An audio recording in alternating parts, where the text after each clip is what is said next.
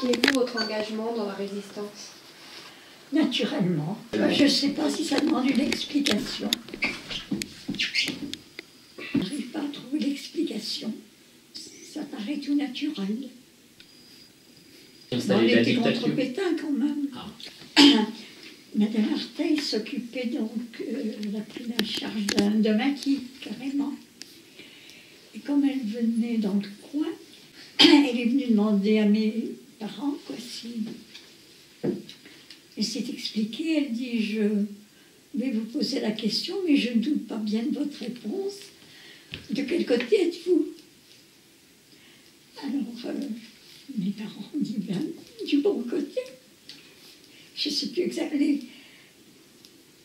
pour dire textuellement ce qu'ils ont dit, mais je me souviens qu'ils ont dit, mais on est du bon côté, du côté de la résistance, quoi. Alors, mon père était facteur, nous étions... Maman était gérante d'agence postale. Nous avions un commerce, un café, épicerie.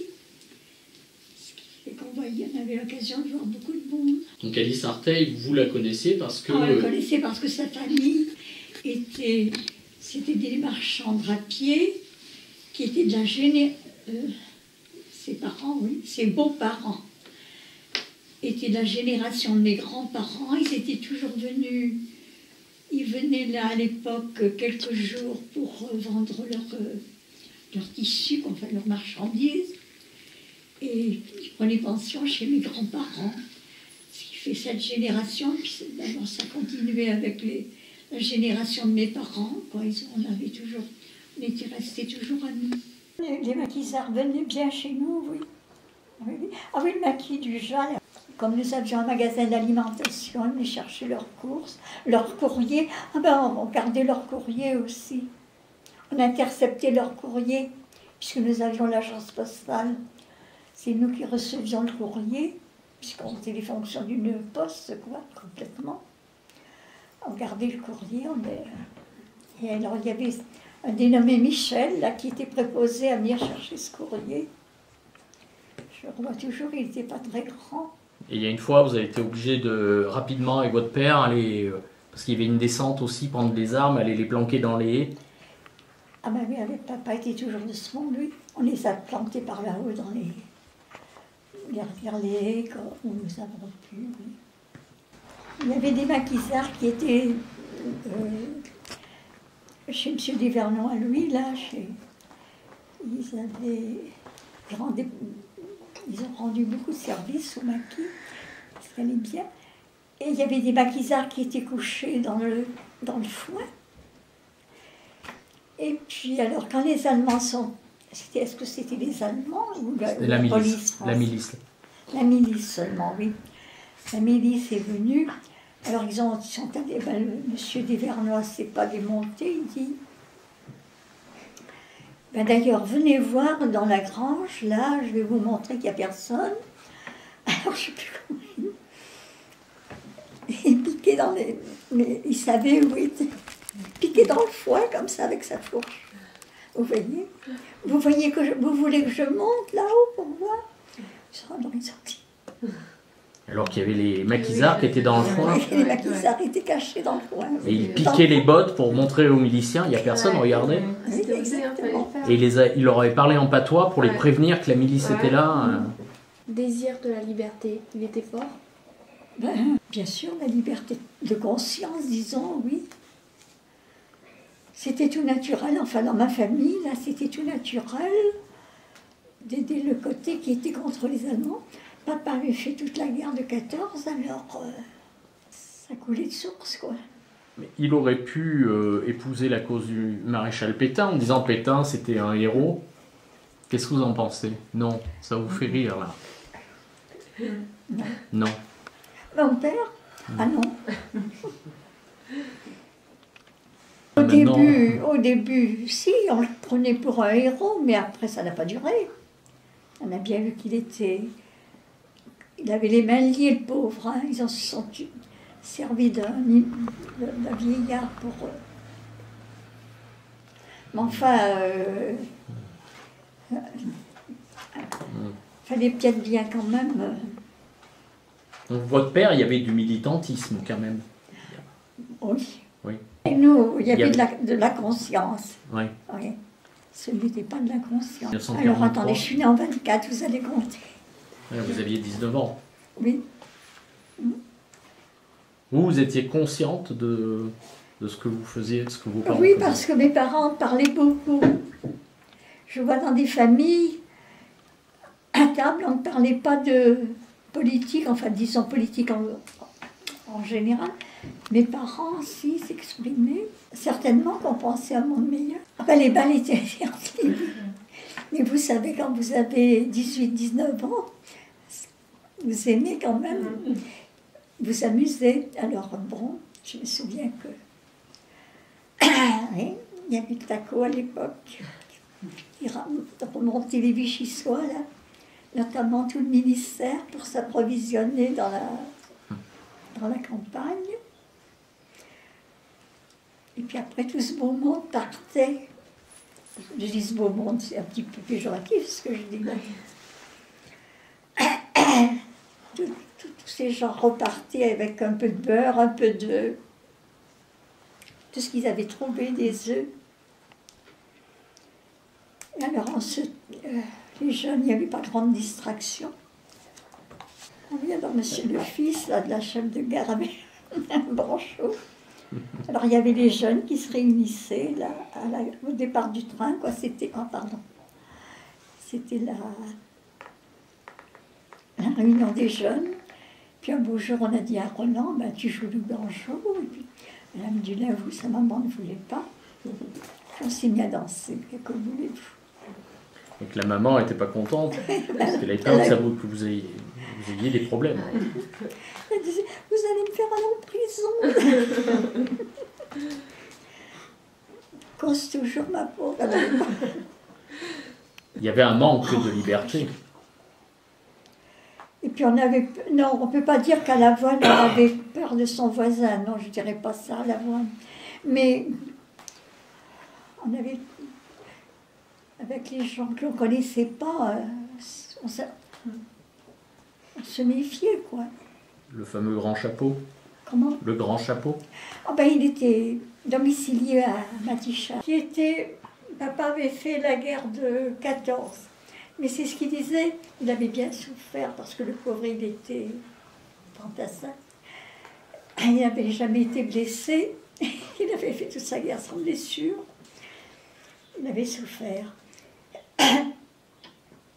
Mais il disait au moins en 14, on savait où était notre ennemi. Tandis qu'en 40, et tous les jeunes se souviennent que leurs grands-parents ou arrière-grands-parents ont souffert pour que ça ne revienne plus. Je n'aimais pas les Allemands parce que c'était des envahisseurs. En moi-même, j'avais déjà contre eux ce ressentiment d'envahir notre pays et ça n'avait fait qu'agrandir. Je n'avais plus peur d'eux quand ils sont arrivés, mais avant, j'avais peur de les voir. Je n'avais qu'une idée en tête, c'était de me rebeller contre eux. Je ne suis pas quelqu'un de puissant déjà de par nature. Alors en plus, c'était des Allemands. Eh bien, tous les moyens ont été bons pour me rebeller contre les Allemands. Ça n'est pas de la vantardise que je fais là. Je fais pas. C'est tout simplement mon ressenti. J'ai été à l'école publique avec une institutrice, Madame Dumont, à qui je rends encore hommage aujourd'hui parce qu'elle m'avait appris, elle nous avait appris ce qu'était la patrie, ce qu'était le drapeau français, ce qu'était en somme notre, comment je veux dire, l'amour de la patrie. Maintenant, est-ce qu'on sait ce que c'est que l'amour de la patrie? Je ne juge pas, hein. C'est des années d'évolution peut-être normale de la vie. Mais pour moi, l'allemand, c'était l'ennemi parce que c'était l'envahisseur. Et je précise, il aurait été russe, anglais, italien, américain, chinois ou autre, ça n'avait pas d'importance. C'était pas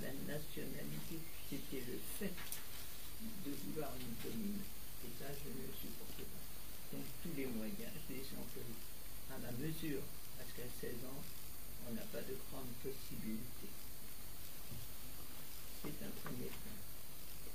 La première rencontre avec les Allemands s'est faite chez nous, dans le magasin, parce que on vous parle de la ligne de démarcation, c'est-à-dire une ligne qui coupait la France en deux grandes parties.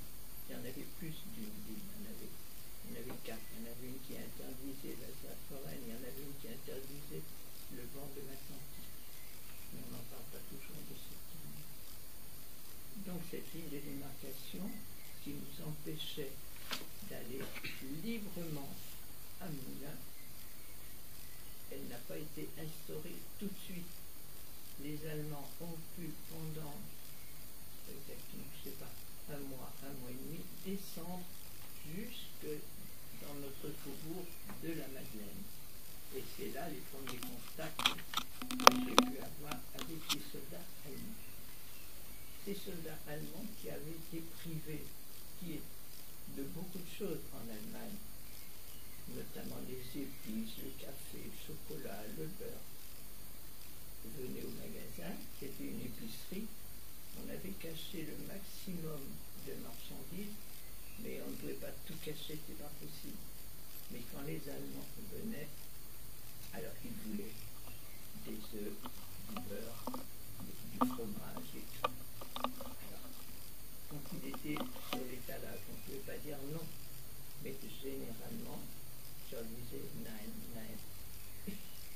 Et comme la consommance allemande, les œufs, le beurre et tout, ressemblait un peu à l'anglais, un jour, deux Allemands viennent, parce qu'ils ne venaient jamais seuls, ils venaient toujours par deux, l'un surveillant l'autre.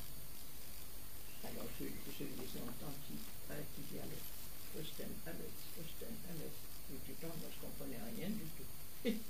Mais je comprenais quand ils voulaient du beurre ou des œufs. Ou autre chose, ou du café.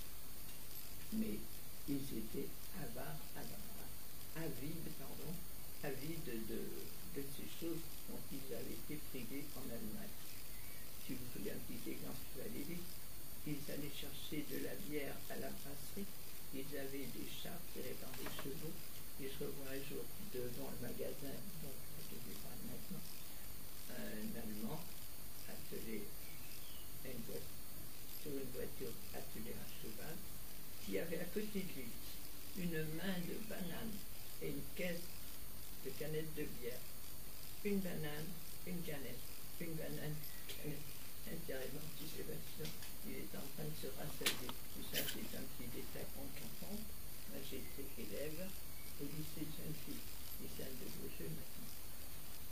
Et pour passer le pont, au début, il n'y avait pas encore, les écoles n'étaient pas encore ouvertes.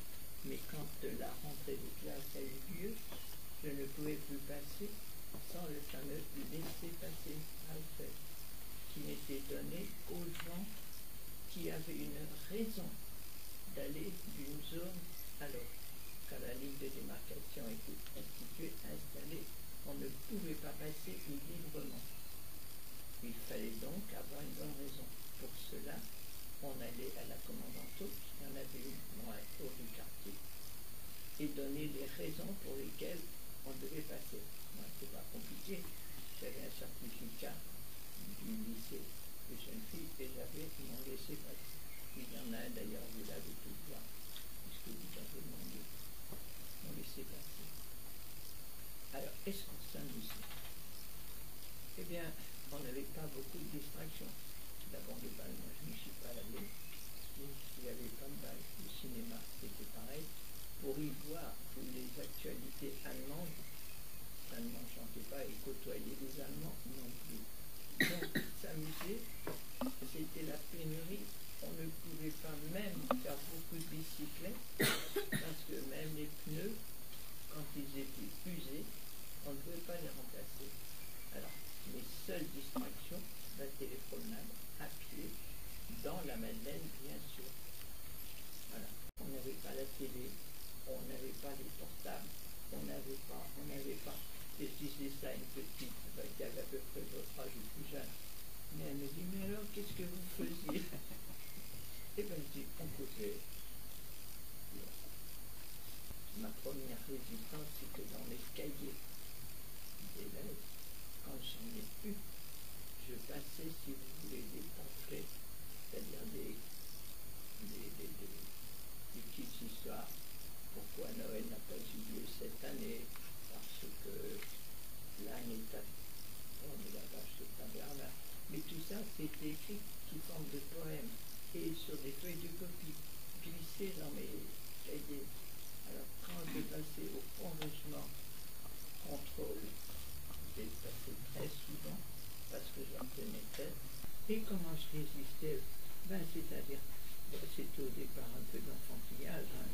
Tu vois, vous voyez, quand on passait au Pont Régiment, à bicyclette évidemment, nous ne pouvions pas rester assis sur la bicyclette, il fallait descendre de bicyclette. Pourquoi? Parce que c'était offenser ces messieurs, puis c'était pour nous humilier, il fallait qu'on descende de bicyclette. Eh bien, c'était ma résistance pour me faire que je ne descendais pas de bicyclette, jusqu'au jour où j'ai vu un jeune Allemand mettre la main là sur le revolver. Je suis quand même descendu. C'était ma résistance. Et je retenais tête. Alors, un Allemand un jour me dit, un sourire. Je dis, moi je ne souris jamais. Arrivé dans la direction une de mes amies, ah, bonjour. Tout ça, c'était de l'enfantillage, je vous répète. J'avais 16 ans, à 16 ans et encore. Je n'en avais plus du tout peur des Allemands. Avant qu'ils arrivent, oui, mais une fois qu'ils étaient là, j'en avais plus peur. Donc je rentre au magasin, un officier, grand officier. Qu'est-ce qu'elle a? Ils étaient pas ces officiers. C'est vrai qu'ils avaient des tenues, beaucoup de prestance. Hein. Ils étaient bien vêtus, les casquettes, super. Mais pas en tomber amoureux, sûrement pas. Alors ils rentrent au magasin et maman, me connaissant, me dit va-t'en. Je pars, je reviens, j'ai leur papa dans la cour, j'ai rééquilibré les lapins. On était bien un Allemand, j'ai rentré la même pas venu que je reste. Je viens plus au bout d'un petit moment, mais qui n'a pas duré longtemps, je trouvais le temps long. Je dis j'y retourne. Je rentre dans le magasin, j'ignorais que ce monsieur ne pas parler français. Et je dis il est encore là, lui. Il se retourne. Il me dit oui mademoiselle. Et je dis mince, c'est pas le français. Alors, bien sûr, j'attaque. Vous désirez. Alors, il voulait du sucre, il n'y en a pas. Il voulait ceci, il n'y en a pas. Il voulait du beurre, il n'y en a pas. Il voulait du café, mais je lui dis, mais écoutez, il n'y en a déjà pas pour les Français, comment voulez-vous qu'il y en ait pour vous? Oh là! Il y avait un client, c'est la Madeleine. Alors là, ce monsieur officier, eh bien, je vous jette, il m'en a dit, mais en allemand, ça ne me gênait pas du tout. Je le regardais avec l'air le plus impassible possible, mais mon cœur battait la chamade, hein, croyez-moi. Et il s'en va, mais il n'a pas claqué les talons, bien sûr, comme d'habitude. Et M. Bonneau, le client qui est au magasin, me dit, vous comprenez l'allemand, mademoiselle? Oh, je lui dis non, pas du tout. Et bien, il me dit, il vaut beaucoup mieux. Alors, je ne sais pas, il avait joué aux gémonies, je ne sais pas s'il avait bien pu dire. Donc, c'est l'officier qui vous a enlevé, pour parler vulgairement, en allemand. Et bien sûr, et que fort heureusement, je ne comprenais pas. Mais le ton qu'il employait, il était suffisamment éloquent pour me faire comprendre qu'il ne me faisait pas des compliments. Comme notre Allemand au pont qui me dit, un Allemand qu'on appelait gentiment double vache, ça veut tout dire. Et il me dit, ah, fais foutre tes lettres. Alors je regarde vraiment, oui. Comment vous n'avez pas le droit? Ah non, mais elles sont dans ma tête. Je les ai apprises par cœur et je les écris de l'autre côté. Il était fou. Faut pas se à la foule tout le temps. Mais c'est un fait que j'y suis passé à la foule maintes et maintes fois, dans les cheveux. Et c'est pour ça que j'étais content, dans mes cahiers, de cacher tous ces petits pamphlets. Je voulais les rechercher. En fait, il voulait voir si vous avez passé des lettres. Et vous lui avez dit... C'était interdit. Je lui ai dit oui, mais elles sont dans ma tête. Alors évidemment, je payais la tête d'un Allemand. Donc toutes les occasions m'étaient bonnes, vous voyez, pour ironiser en quelque sorte, pour les narguer. Mais je courais des risques, je ne m'étais pas rendu compte. Ce n'est qu'après coup, quand on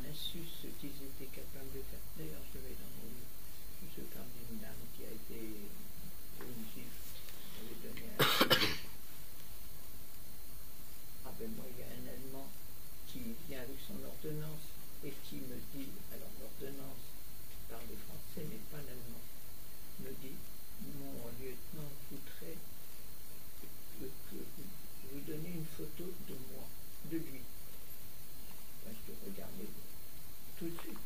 Ben, dites-lui que ma collection de singes est finie. Alors évidemment, il ne le lui a sûrement pas traduit comme ça, mais je n'ai plus revu au magasin l'officier, ni l'ordonnance. Alors maman, quand elle m'entendait parler comme ça, quand elle voyait rentrer un Allemand, elle me disait va-t'en, parce que je retenais qu'elle. C'était ma résistance, la première. Collection de singes. La collection de singes est terminée.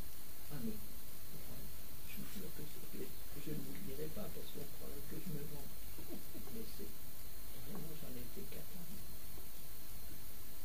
Une question sur la peur, justement. Vous disiez, mais est-ce que vous aviez peur? Enfin, Et bien, c'est après coup que vous vous rendiez compte. c'est après coup, quand je suis sûr que lors de quelques années, quand j'ai appris ce qu'ils étaient capables de faire avec des déportés, pour moins que ça. Mais attention, si j'ai pu parler comme ça aux Allemands, c'est parce qu'ils avaient des ordres au début de l'occupation. Ils avaient l'ordre de se comporter bien avec les Français. Pourquoi? Parce qu'ils espéraient vraiment faire ami-ami avec la France pour envahir l'Angleterre. Parce qu'après, ils ont été odieux. Aussi. Vos parents faisaient de la résistance et donc qu'est-ce qu'ils faisaient vos parents? Boîte aux lettres. Alors, la boîte aux lettres consistait à écouter un message et à leur redire à quelqu'un qui venait avec un code.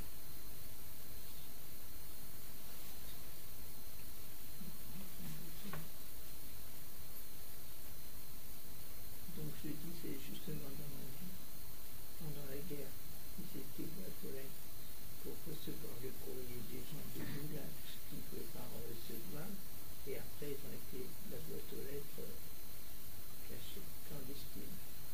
Vos parents, ils en pensaient quoi que vous faisiez de la résistance? Maman avait peur. Alors tu vois, quand je sortais du lycée, si j'avais 10 minutes de retard, même moins, mes parents étaient sur le pas de la porte. Vous avez vu où était le magasin? Mes parents étaient là pour me guetter mon retour, parce qu'ils se disaient qu'est-ce qu'elle a fait encore? Et bien, ils avaient peur pour moi, parce que je suis quelqu'un de têtu. Ben, surtout quand je sais que j'ai raison. Je ne calme pas. Mais je ne sais pas, sous la torture, ce que j'aurais fait attention. Attention, je ne dis rien du tout. Et vous saviez ce que faisaient vos parents? Pas comme je suis. J'étais dans mes parents, mon mari, je savais ce qu'on faisait. Nous, on avait un code, mon mari et moi, pour se parler des Anglais. C'était grave, notre code, notre signe. Ah, votre mari, il avait 16 ans à l'époque. Enfin, Non, mon mari est rentré de captivité. C'est moi qui avais 16 ans.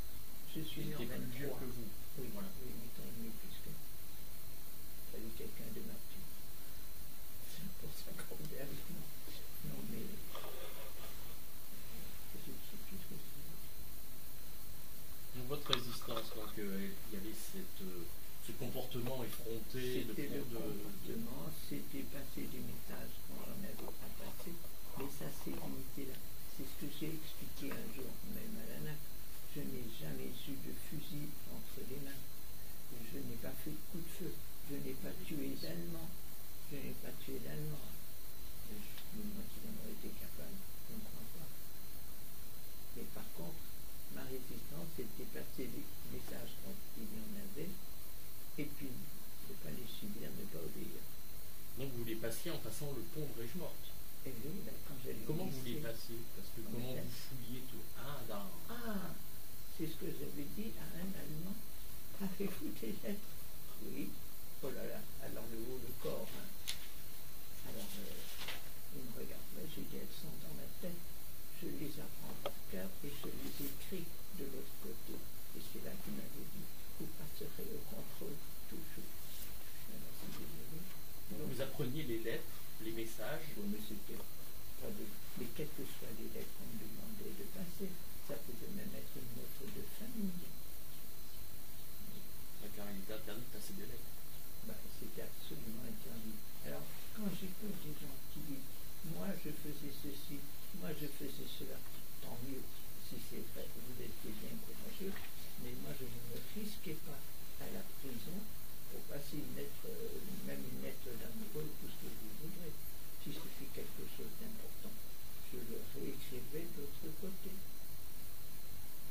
J'en ai un exemple, mais le nom m'échappe.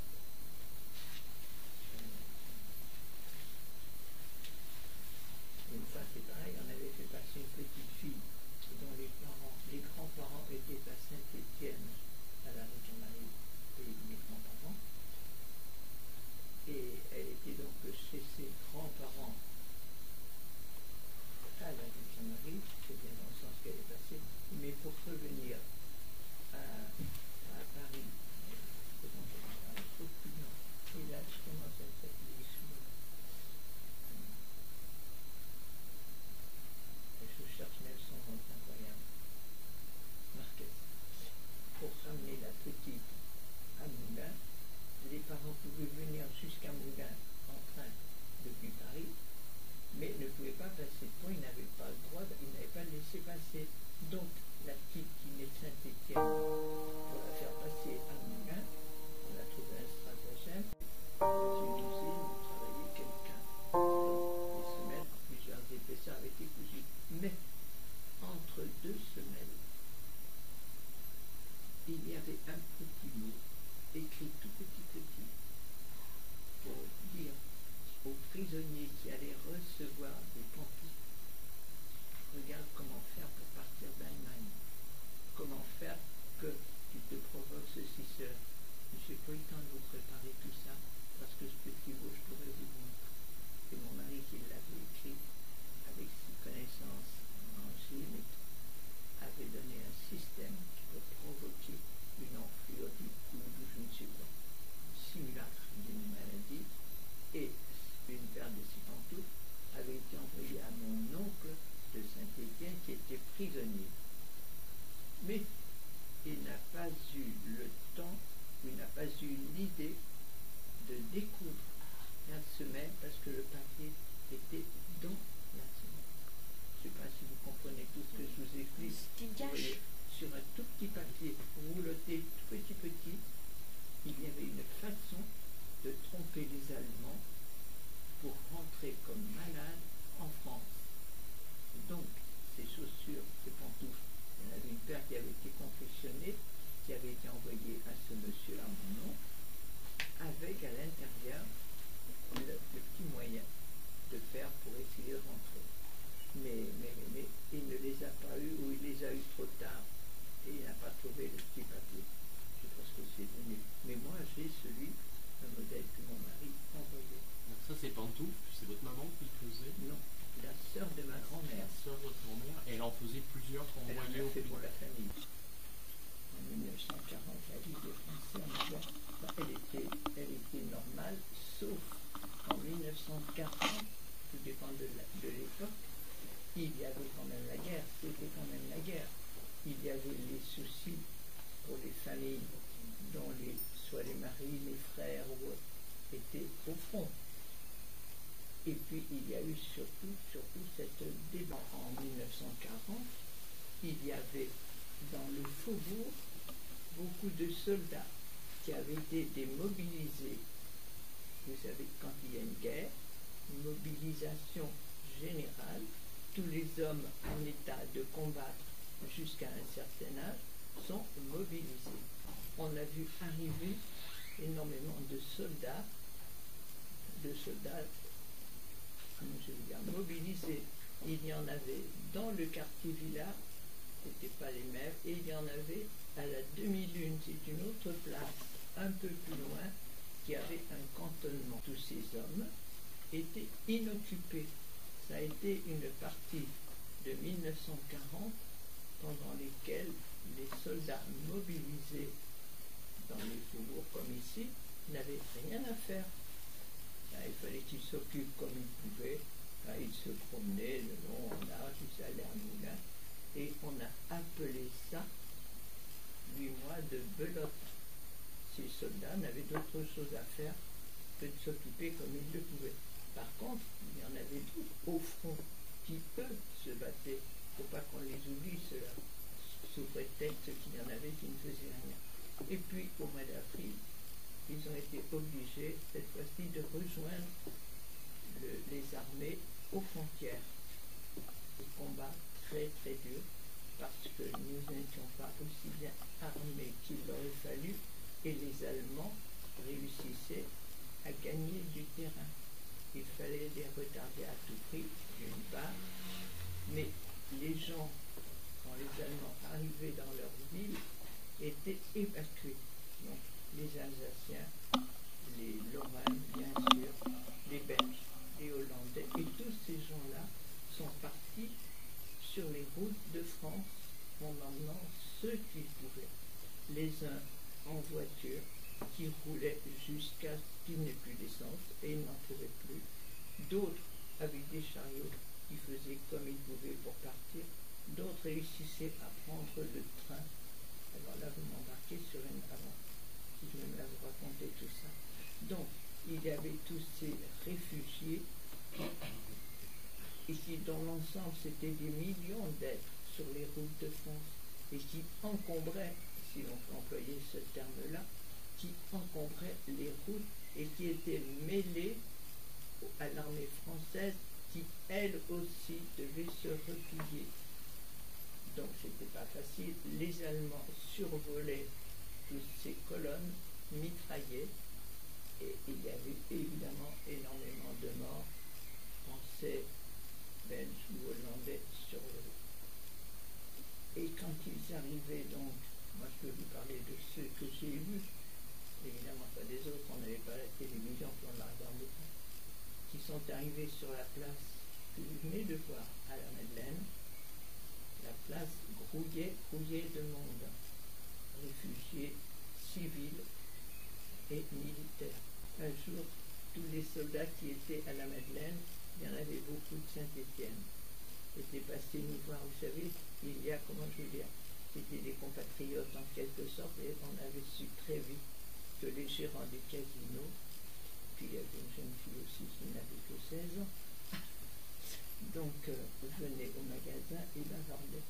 Et quand ils ont été appelés pour aller sur le front, ils sont venus chez nous, quelques-uns bien sûr, pas tous, dire au revoir, parce qu'ils partaient à la guerre, carrément. Et j'en ai connu quelques-uns, moi. Et puis la débâcle est arrivée, il y a eu une bataille sur la Loire très importante, et l'armée française a dû se replier. Et il y en a quelques-uns qui sont repassés par nous là. Et il y en a un qui est venu revoir mes parents, maman, parce que papa n'était pas là, en lui disant un tel était en train de distribuer le tabac dans le camion. Une bombe est tombée et ils sont morts brûlés vifs. Et quand on avait des conférences, j'expliquais, je n'avais jamais vu de mort dans ma vie. Et ce soldat qui racontait nous disait, dans ce camion, quand on a retrouvé leur corps, ils étaient grands. Je peux vous dire que c'était le premier mort de ma jeune vie, j'avais 16 ans. Eh bien, ça m'avait marqué terriblement. Déjà, je n'aimais pas les Allemands parce que c'était des envahisseurs. En moi-même, j'avais déjà contre eux le sentiment d'envahir notre pays et ça n'avait fait qu'agrandir notre